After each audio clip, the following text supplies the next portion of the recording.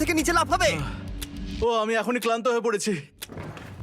ও ডার্সির কষ্ট হচ্ছে, কিন্তু ও এখন দড়ির সাহায্যে এসে নামলো ফ্লোর 3 তে, যেটা হলো বোল্ডার রুম। এই ফ্লোরটা বেশ সহজ। ওকে। ঠিক আছে ডার্সি, ওই বড় বোল্ডারটা দেখতে পাচ্ছ? হ্যাঁ।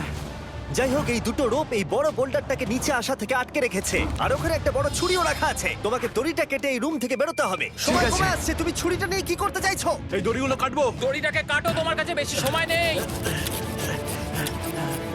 ভিডিওর পরবর্তী অংশে যাওয়ার আগে ভিডিওটিতে একটি লাইক করে দিন। 7 মিনিট আর বাকি আছে। ও প্রায় দুটোর মধ্যে একটা রোপ কেটে ফেলেছে। যেন মনে হচ্ছে জেমস বন্ডের মুভি চলছে। ও যত নিচে যাবে ফ্লোরগুলো তত বেশি কঠিন হবে আর সময় বেশি লাগবে।